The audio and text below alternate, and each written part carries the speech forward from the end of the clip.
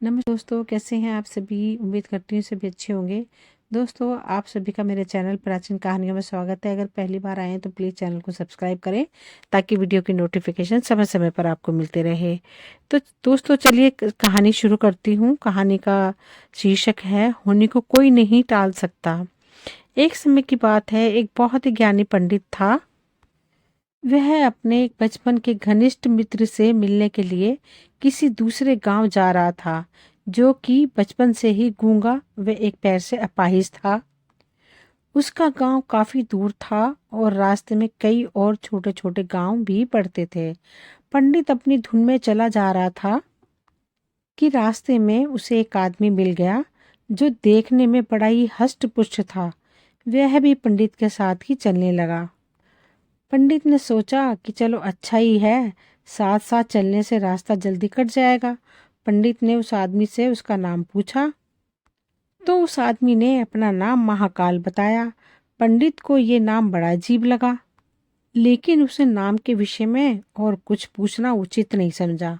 दोनों धीरे धीरे चलते रहे। तभी रास्ते में एक गांव आया। महाकाल ने पंडित से कहा, तुम आगे चलो, मुझे इस गांव में एक संदेशा देना है। मैं तुमसे आगे मिलता हूँ।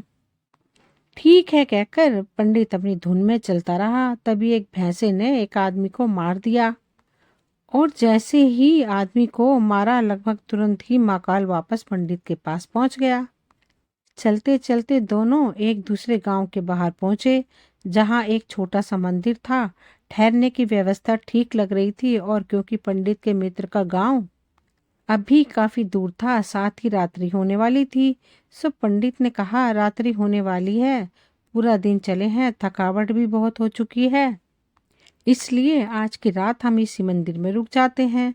भूख भी लगी है, सो भोजन भी कर लेते हैं और थोड़ा विश्राम करके सुबह फिर से प्रस्थान करेंगे। महाकाल ने जवाब दिया, ठीक है, लेकिन मुझे इस गांव में किसी को कुछ सामान देना है, सो मैं देकर आता हूँ। तब तक तुम भोजन कर लो, मैं बाद में खा लूंगा। और इतना कहकर वह चला गया। लेकिन उसके जाते ही कुछ देर बाद उस गांव से धुआं उठना शुरू हुआ और धीरे धीरे पूरे गांव में आग लग गई थी। पंडित को आश्चर्य हुआ। उसने मन ही मन सोचा कि जहां भी ये महाकाल जाता है, वहां किसी न किसी तरह की हानि क्यों हो जाती है। जरूर कुछ गड़बड़ है। लेकिन उसने महाकाल से रात्रि में इस बात का कोई जिक्र नहीं किया। सुबह दोनों ने फिर से अपने गंतव्य की ओर चलना शुरू किया। कुछ देर बाद एक और गांव आया और महाकाल ने फिर से पंडित से कहा कि पंडित जी, आप आगे चलें, मुझे इस गांव में भी कुछ काम है, सो मैं आपसे आगे मिलता हूँ। इतना कहकर महाकाल जाने लगा। लेकिन इस बार पंडित आगे नहीं बढ़ा, बल्कि खड़े होकर महाकाल को देखता रहा कि वह कहाँ जाता है और करता क्या है। तभी लोगों की आवाजें सुनाई देने लगी कि एक आदमी को सांप ने डस लिया और उस व्यक्ति की मृत्यु हो गई। ठीक उसी समय महाकाल फिर से पंडित के पास पहुंच गया। लेकिन इस बार पंडित को सहन न हुआ। उसने महाकाल से पूछ ही लिया कि तुम जिस गांव में भी जाते हो, वहां कोई न कोई नुकसान हो जाता है। क्या तुम मुझे बता सकते हो कि आखिर ऐसा क्यों होता है। महाकाल ने जवाब दिया, पंडित जी, आप मुझे बड़े ज्ञानी मालूम पड़े थे, इसलिए मैं आपके साथ चलने लगा था, क्योंकि ज्ञानियों का संग हमेशा अच्छा होता है। लेकिन क्या सचमुच आप अभी तक नहीं समझे कि मैं कौन हूँ। पंडित ने कहा, मैं समझ तो चुका हूँ, लेकिन कुछ शंका है। सो यदि आप ही अपना उपयुक्त परिचय दे दें तो मेरे लिए आसानी होगी। महाकाल ने जवाब दिया कि मैं यमदूत हूँ और महाराज की यानी कि यमराज की आज्ञा से उन लोगों के प्राण हरण करता हूँ जिनकी आयु पूर्ण हो चुकी है। लेकिन पंडित को पहले से ही इसी बात की शंका थी। फिर भी महाकाल के मुंह से ये बात सुनकर पंडित थोड़ा घबरा गया। लेकिन फिर हिम्मत करके पूछा कि अगर ऐसी बात है और तुम सचमुच ही यमदूत हो, तो बताओ अगली मृत्यु किसकी है। यमदूत ने जवाब दिया कि अगली मृत्यु तुम्हारे उसी मित्र की है जिससे तुम मिलने जा रहे हो, और उसकी मृत्यु का कारण भी तुम ही होगे। ये बात सुनकर पंडित ठिठक गया और बड़ी पेशोपेश में पड़ गया कि यदि वास्तव में वह महाकाल एक यमदूत हुआ तो उसकी बात सही होगी। और उसके कारण मेरे बचपन के सबसे घनिष्ठ मित्र की मृत्यु हो जाएगी। इसलिए बेहतर यही है कि मैं अपने मित्र से मिलने ही ना जाऊं। कम से कम मैं तो उसकी मृत्यु का कारण नहीं बनूंगा। तभी माँ काल ने कहा कि तुम तो सोच रहे हो, वो मुझे भी पता है, लेकिन तुम्हारे अपने मित्र से मिलने न जाने के विचार से नियति नहीं बदल जाएगी। तुम्हारे मित्र की मृत्यु निश्चित है और वह अगले ही कुछ क्षणों में घटित होने वाली है। महाकाल के मुख से ये बात सुनते ही पंडित को झटका लगा, क्योंकि महाकाल ने उसके मन की बात जान ली थी, जो कि किसी सामान्य व्यक्ति के लिए तो संभव ही नहीं थी। फलस्वरूप पंडित को विश्वास हो गया कि महाकाल सचमुच यमदूत ही हैं, इसलिए वे अपने मित्र की मृत्यु का कारण न बने। इस हेतु वह तुरंत पीछे मुड़ा और फिर से अपने गांव की तरफ लौटने लगा। परंतु जैसे ही वह मुड़ा, सामने से उसका मित्र उसी की ओर तेजी से आता हुआ दिखाई दिया, जो कि पंडित को देखकर अत्यधिक प्रसन्न लग रहा था। अपने मित्र के आने की गति को देख पंडित को ऐसा लगा कि जैसे कि उसका मित्र काफी समय से उसके पीछे पीछे ही आ रहा था। लेकिन वह बचपन से ही गूंगा व एक पैर से अपाहिज था, इसलिए ना तो पंडित तक पहुंच पा रहा था और ना ही पंडित को आवाज देकर रोक पा रहा था। लेकिन जैसे ही वह पंडित के पास पहुंचा, अचानक न जाने क्या हुआ और उसकी मृत्यु हो गई। पंडित हक्का बक्का सा आश्चर्य भरी नजरों से महाकाल की ओर देखने लगा, जैसे कि पूछ रहा हो कि आखिर हुआ क्या। उसके मित्र को महाकाल पंडित के मन की बात समझ गया और बोला, तुम्हारा मित्र पिछले गांव से ही तुम्हारे पीछे पीछे आ रहा था, लेकिन वह तुम समझ ही सकते हो कि वह अपाहिज व गूंगा होने की वजह से ही तुम तक नहीं पहुंच पाया। उसने अपनी सारी ताकत लगाकर तुम तक पहुंचने की कोशिश की, लेकिन बुढ़ापे में बचपन जैसी शक्ति नहीं होती है शरीर में, इसलिए हृदयघात की वजह से तुम्हारे मित्र की मृत्यु हो गई और उसकी वजह से तुम हो, क्योंकि वह तुमसे मिलने हेतु तुम तक पहुंचने के लिए ही अपनी सीमाओं को लांघते हुए तुम्हारे पीछे भाग रहा था।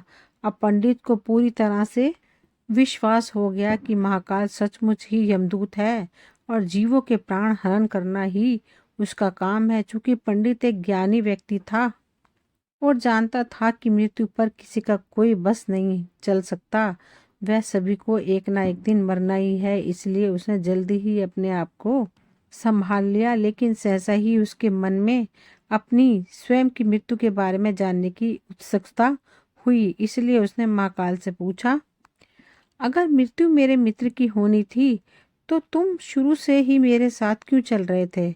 महाकाल ने जवाब दिया, मैं तो सभी के साथ चलता हूँ और हर क्षण चलता रहता हूँ, केवल लोग मुझे पहचान नहीं पाते, क्योंकि लोगों के पास अपनी समस्याओं के अलावा किसी और व्यक्ति, वस्तु या घटना के संदर्भ में सोचने या उसे देखने समझने का समय ही नहीं है। पंडित ने आगे पूछा, तो क्या तुम बता सकते हो कि मेरी मृत्यु कब और कैसे होगी। महाकाल ने कहा, हालांकि किसी भी सामान्य जीव के लिए जानना उपयुक्त नहीं है, क्योंकि कोई भी जीव अपनी मृत्यु के संदर्भ में जानकर व्यथित ही होता है, लेकिन तुम ज्ञानी व्यक्ति हो और अपने मित्र की मृत्यु को जितनी आसानी से तुमने स्वीकार कर लिया, उसे देख मुझे ये लगता है कि तुम अपनी मृत्यु के बारे में जानकर भी व्यथित नहीं होगे। तुम्हारी मृत्यु आज से ठीक 6 माह बाद आज ही के दिन, लेकिन किसी दूसरे राज्य के राजा के राज्य में फांसी लगने से होगी। और आश्चर्य की बात यह है कि तुम स्वयं खुशी से फांसी को स्वीकार करोगे। इतना कहकर महाकाल जाने लगा, क्योंकि अब उसके पास पंडित के साथ चलते रहने का कोई कारण नहीं था। पंडित ने अपने मित्र का यथास्थिति जो भी कर्मकांड संभव था किया, फिर से अपने गांव लौट आया। लेकिन कोई व्यक्ति चाहे जितना भी ज्ञानी क्यों न हो, अपनी मृत्यु के संदर्भ में जानने के बाद कुछ तो व्यथित होता ही है और उस मृत्यु से बचने के लिए कुछ न कुछ तो करता ही है। पंडित ने भी किया। चूंकि पंडित विद्वान था, इसलिए उसकी ख्याति उसके राज्य के राजा तक थी।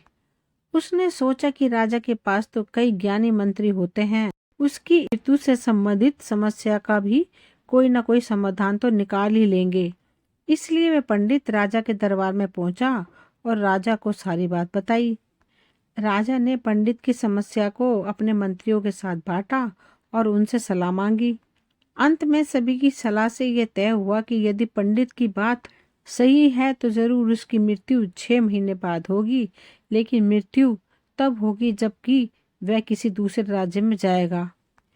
यदि वह किसी दूसरे राज्य जाए ही ना तो मृत्यु नहीं होगी। ये सलाह राजा को भी उपयुक्त लगी, तो उसने पंडित के लिए महल में ही रहने हेतु उपयुक्त व्यवस्था करवा दी।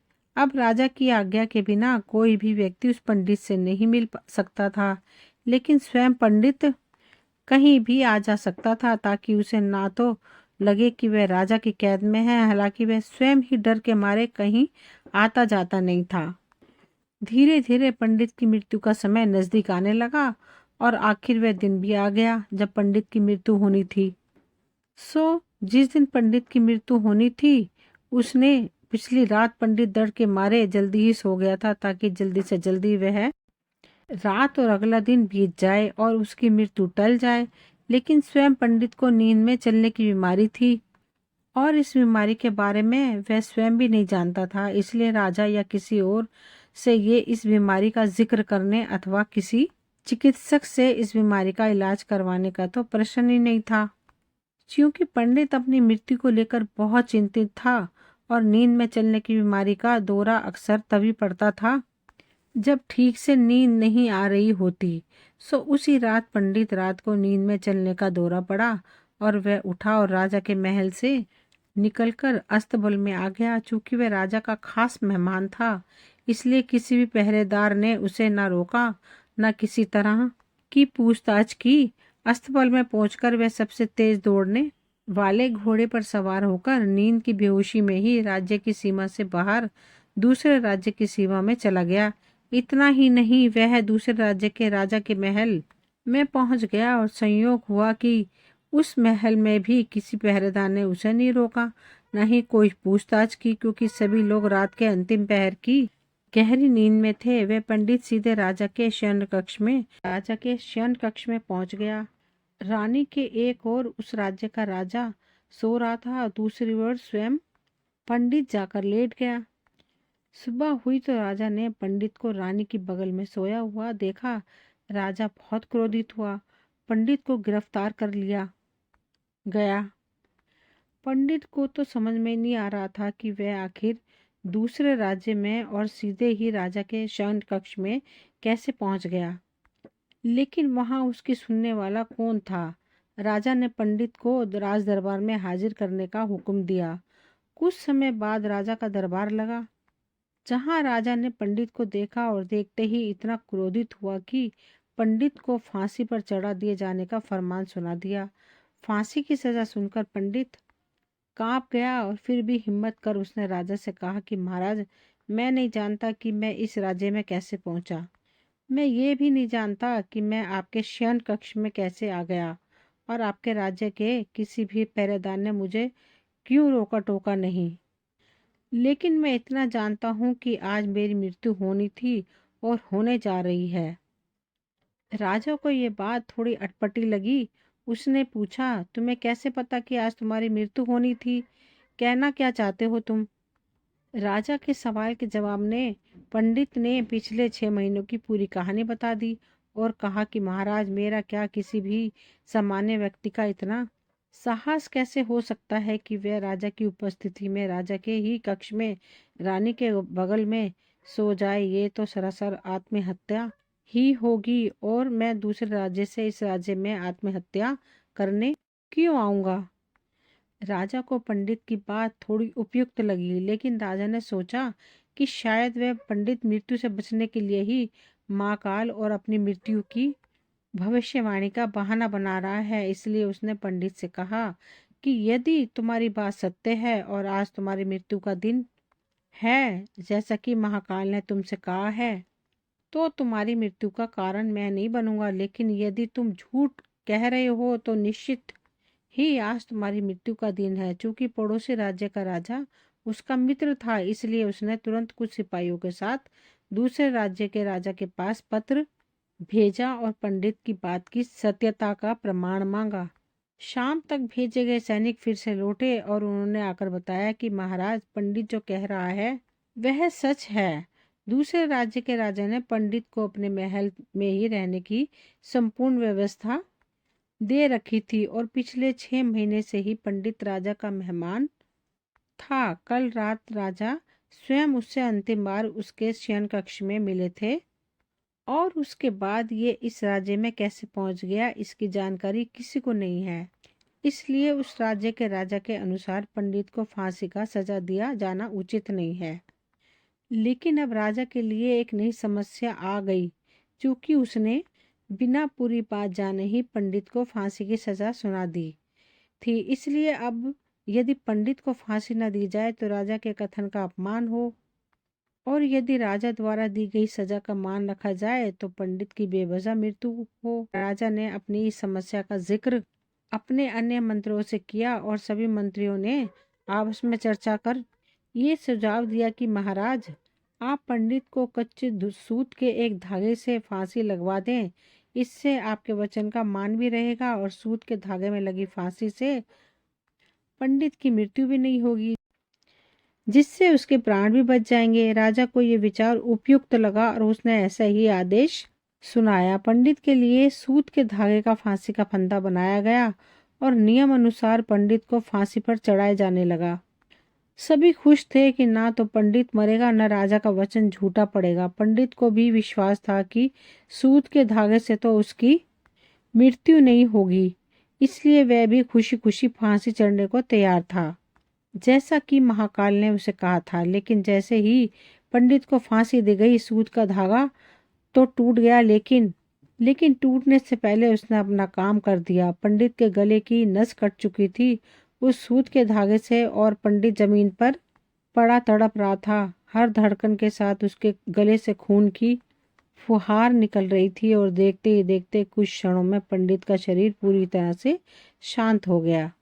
सभी लोग आश्चर्यचकित हक्के बक्के से पंडित को मरते हुए देखते रहे। किसी को भी विश्वास नहीं हो रहा था कि एक कमजोर से सूत के धागे से किसी की मृत्यु हो सकती है। लेकिन घटना घट चुकी थी। नियति ने अपना काम कर दिया था। जो होना था होता वही है और होकर रह ही रहता है। हम चाहे जितनी सावधानियां बरतें या चाहे जितने उपाय कर लें, लेकिन हर घटना और उस घटना का सारा ताना बाना पहले से ही निश्चित है, जिसे हम मृत्यु भर भी इधर उधर नहीं कर सकते। इसलिए ईश्वर ने हमें भविष्य जानने की क्षमता नहीं दी है, ताकि हम अपने जीवन को ज्यादा बेहतर तरीके से जी सकें। और यही बात उस पंडित पर भी लागू होती है।